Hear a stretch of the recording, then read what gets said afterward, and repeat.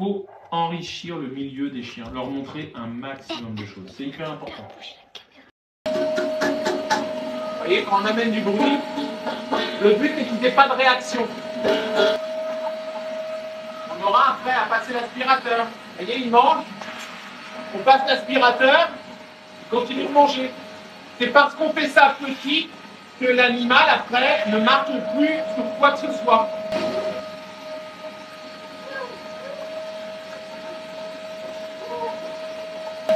Ça paraît tout bête, mais il faut le faire. C'est partie du travail de l'éleveur. L'aspirateur, on l'amène après en fait.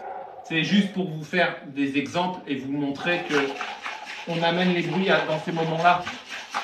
Et inconsciemment, les chiens, toutes ces informations-là, cet environnement enrichi en fait en différents stimuli, les animaux, ils incorporent ça, ils incorporent ça, ils incorporent ça. Et après, ils sont stables, ils sont sûrs d'eux en toutes circonstances. C'est le rôle de l'éleveur de faire ça, à mon sens.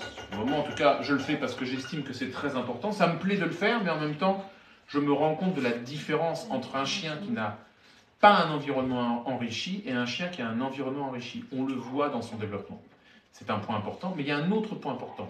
Lorsque le propriétaire prend son animal et l'emmène chez lui, c'est important qu'il maintienne cet environnement enrichi. S'il prend l'animal et qu'il le met dans un endroit où il n'y a plus de stimuli, où il ne voit plus rien, il n'y a plus de contact, tout ce qui aura été fait ici va petit à petit disparaître.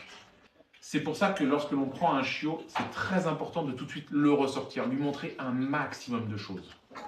Des fois, j'ai des gens, ils me disent « Ah bah mon chien, je comprends pas, il a peur de tout. » Et oui, parce que il a toujours été dans un jardin. Un jardin où il s'ennuie, il voit rien, il n'y a pas de contact avec des étrangers, pas d'autres animaux, pas de bruit, rien. Et on l'amène en centre-ville, bah, il est flippé, on l'emmène chez le véto, il est flippé. Il est pas bien, ah mon chien il est malade en voiture, bah oui, il n'a jamais été en voiture. Donc forcément quand vous l'emmenez, c'est un stress énorme, il peut être que malade. Quand vous êtes ultra stressé, vous êtes malade, vous avez mal au ventre, vous n'êtes pas bien, bah oui c'est normal. Quand ils ont l'habitude de voyager en poussette, Victoire les a déjà emmenés en poussette, quand ils ont été habitués à tout, ce n'est plus un stress. Donc, il y a moins de raisons qu'ils soient malades en voiture, vous comprenez? Il faut enrichir le milieu des chiens, leur montrer un maximum de choses. C'est hyper important.